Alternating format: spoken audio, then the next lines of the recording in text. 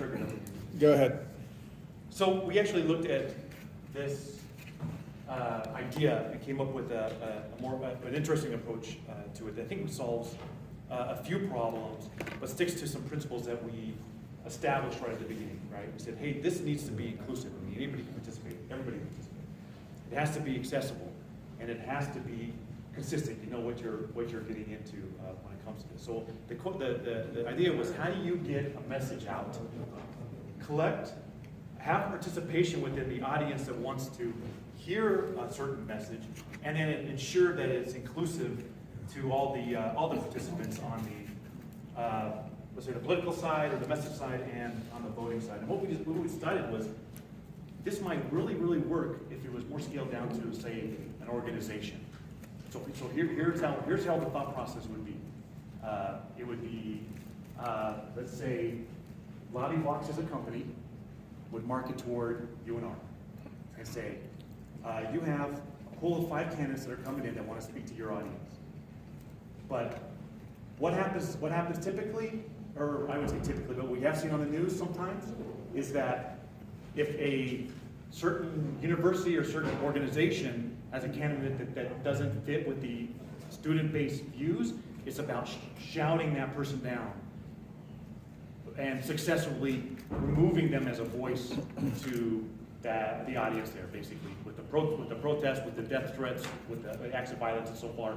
You've seen it a few times in the news, right? We want to eliminate that, at the same time, give everybody an idea to participate in that sort of who we want to listen to or who we want to do. Give them a vote on whatever message they want to do. So the thought process would be, LobbyVox would go to an organization like UNR and say, we will actually be an event coordinator for you here, leveraging a DAO method in order to rank how people want, what message people want to see. Now here's the thing, everybody, let's say all the politicians, say there's 5 politicians, they're all going to get a chance to speak, but based on the votes through the DAO, which every student can vote on, number 1 gets the prime time and the prime spot. Number 2 gets the different venue, and number 3 all the way down, and so on. So instead of violence, instead of shutting out a message, all the messages can participate. It's just that the audience that wants the main candidate that the audience wants to hear, they get the prime spot and the prime location. Vox makes some money. Let's say they charge UNR $10,000 in order to do this. We don't know the exchange fees, but let's just guess and say it's $4,000. They coordinate all of this voting, coordinate the rules, keeps it consistent, makes $6,000 out of the exchange, and again, all the candidates have a message. Now let's say they go to somebody else, and just for kicks, let's say UNLV, right? Bigger city. Maybe they have a different viewpoints on the candidates. Now let's say candidate A was the top at UNR, candidate C is now at the top at UNLV, right? So you're still catching that sort of audience.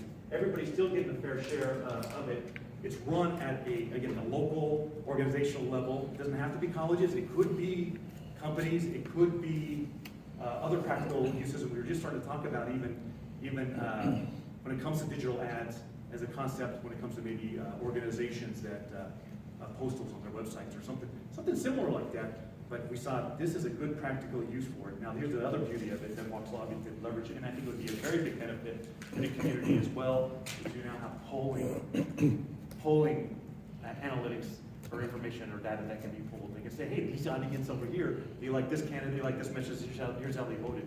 So it's another revenue source for a company that is doing something like this. So again, they're in the event planning business as well as the data providing business, where they can provide us a means of finding accurate polling for that area. So that's how we came by. Again, the principles were inclusive. The students aren't paying for the opportunity to vote. The university's paying for it. They're the ones covering the funds for that opportunity to vote. It's accessible, and it is consistent with all the rules, and everybody gets a chance to speak. Everybody gets a chance to get there. That's what we can. If I understand, I mean, first of all, awesome. If I understand correctly, you're saying that this becomes the platform, and the university, just for argument's sake right now, becomes basically the lobbyist. they become the ones who organize the message, organize the event, No, and then, okay. no, what I'm saying is, they're not the lobbyists, they're just providing a means for people's messages to get heard. This platform here That's just lobbying. assures that everybody's message can get heard, so not a That's- specific one. No, so if that's lobby, then we'll define it as lobby. Sorry. It's the university is basically saying, what we have now might not work, because what we have now is we invite people to speak, and the majority either go, and then the lesser opinion is usually excluded from that because the client base, or the base doesn't want to hear it. We're But saying, it organizes some of the opinions, makes Sure. them available for the vote, yeah, and then the students, and then I assume the university is the one that provides the money on behalf of the students. Yes. But the students are given the vote, yes, and the students then vote, and depending on the popularity of each message, it gets some proportional amount of money with some cutoff. no money. The university doesn't get any money. No, well, the The ads, candidates- The candidates don't, there's no even no ads, the candidates don't get any money. The candidates get prime time and prime opportunity to speak in front of the student base. So let's say 10 o'clock in the auditorium is the best time and place to speak for a candidate. It's gonna have the biggest audience and the most attendance, right? The person that got the most votes out of the student base will get that spot. Now, the worst time is 5 p.m. on Friday at a venue that has like a 20 spaces. Well, the person that got the least amount of votes gets that spot. But the beauty of it is everybody gets the message, is that the person that got the most votes gets the biggest audience. What will make the politician want to come speak at your? Because now they get an opportunity to speak in front of an audience. They do that all the time, don't they? But I was just saying that one of the issues, especially when you're talking about universities, is more about almost mob rules. Who has the, here's what we want to hear, because we happen to agree, we like their message. Here's what we don't want to hear, so there's going to be some sort of disruption in that, in delivering that message.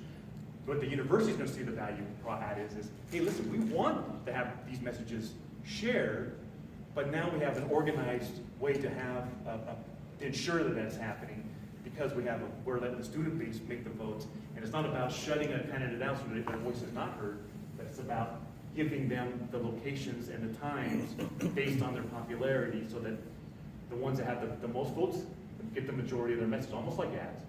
But it's more about votes and not about ad revenue or money. Now again, you go to a different college, this ranking could be flipped. Well, the money could completely at least different, buy sandwiches for the event, because people show up more if there's right? And sandwiches. again, that would be that would come from the hosts of those events. So you're looking at a much smaller scale.